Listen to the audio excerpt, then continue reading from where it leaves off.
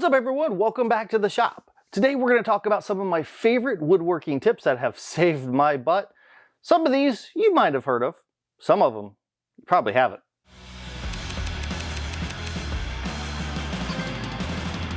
First tip is to use a circular saw blade in your table saw. This is one that I don't see very often, but it can be really handy in specific situations. Sometimes you need to make a thin cut. We're talking like bandsaw blade thin.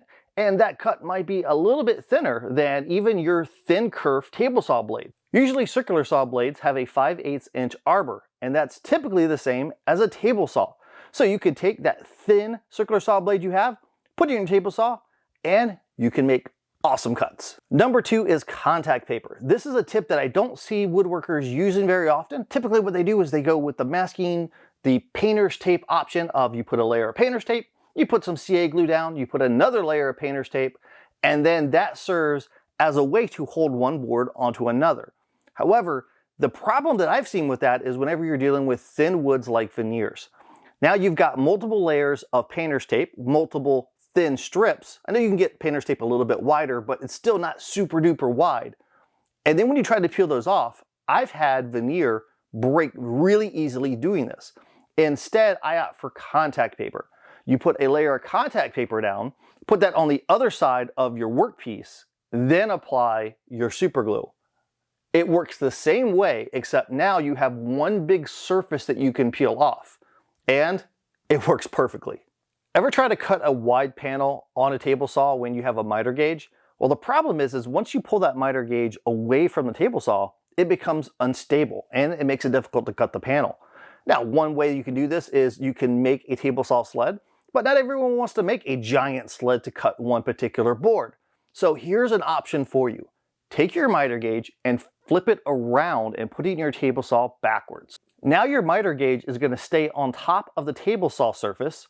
Your board's going to hang a little bit off, but it's easier for me to be able to keep my board stable than it is to try to keep the miter gauge stable. By doing this, I've gotten awesome cuts cutting really wide boards. If you watch my videos for any amount of time, you'll know that I don't really enjoy resawing on my bandsaw. It's a slow process, and I also like to keep a smaller blade on my bandsaw so that I can make tighter curves. So instead, I resaw on the table saw. Raise your table saw blade just slightly under the midway point of your board, and then pass the board through, staying up against the fence. Now, you may want to add a auxiliary fence to your table saw fence so you have a taller surface if you want to. It really depends on the height of your board and how comfortable you are with your power tools. Once you've cut one side, take that board, flip it over, and then cut the other side the same way. What you're left with is this really thin piece of material right in the middle.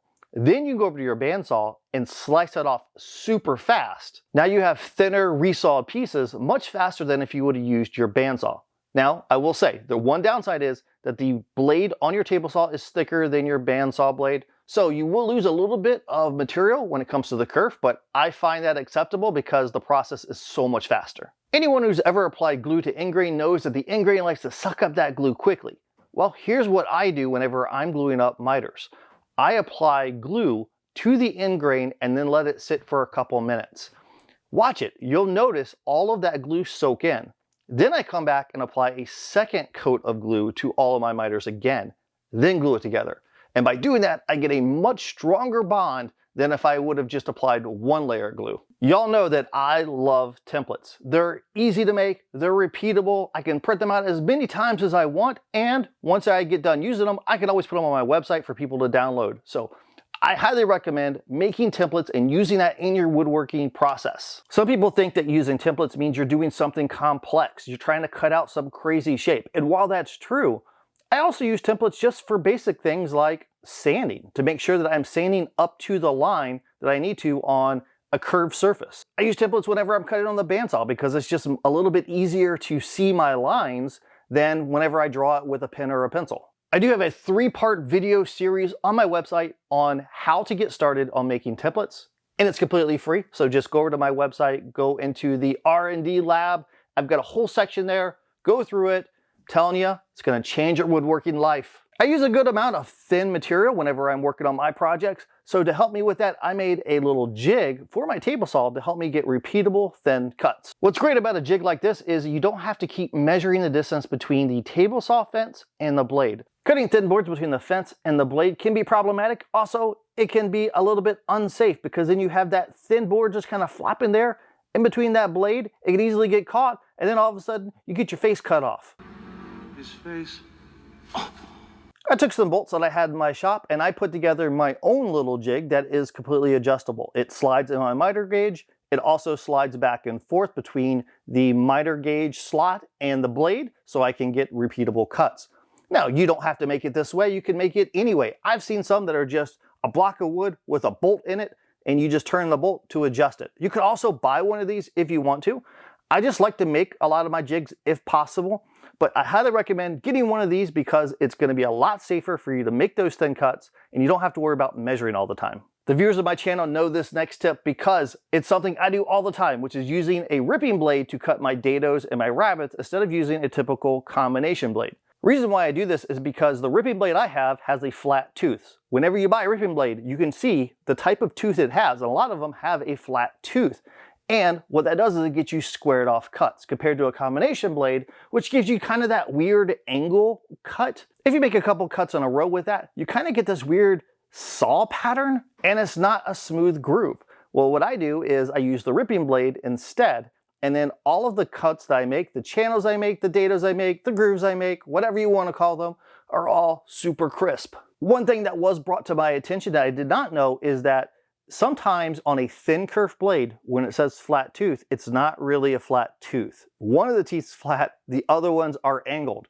So all of my experiences using a typical full curved blade, I can't speak to a flat tooth blade, but if you've used one and you're getting flat cuts, leave a comment below so everyone else can pick that up because I know a lot of you use thin curved blades. This next tip has saved me so many times, and that's because it's dealing with hinges. Hinges just seem to be the bane of woodworkers' existence sometimes. They're a little bit finicky and you have to make sure everything's lined up properly for your box to close properly. Well, there have been times where I've drilled out my holes and then for some reason, maybe my hinge shifted or something like that, now everything's not lined up the way it needs to be and I need to re-drill the hole. Well, the problem is I already have a hole there.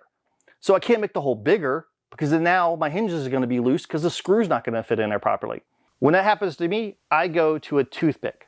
I take some CA glue and I pour CA glue into the hole and then I hammer in a toothpick to fill that hole. Toothpicks typically are about the same size as the hole that you would drill for your hinge screw. Let that dry for a second or spray it with activator and then cut off the toothpick so it's now flush. Now you have a clean surface, you can re-drill your hole. Your hinges are going to be perfect. No one's even going to know because it's underneath the hinge. It's the perfect solution to a mistake that all of us either have made or are going to make at some point.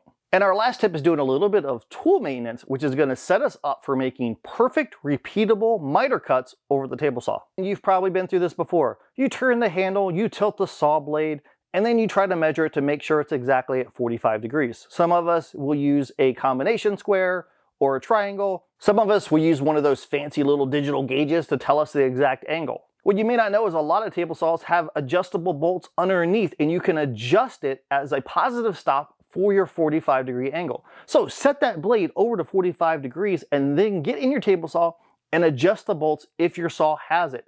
And once you adjust it, you know that every time you turn that wheel, it's going to hit that positive stop and your blade's going to be always at that degree. It saves a ton of time to make sure you have accurate cuts.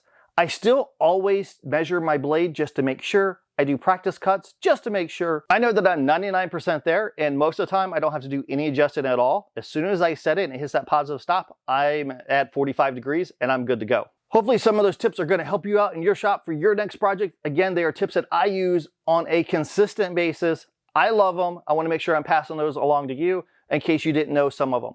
Hopefully you enjoyed this video. If you did, consider subscribing to the channel. Maybe check out this other video over here because, well, I think it's pretty dope. And until we meet again, get in your shop and build something awesome.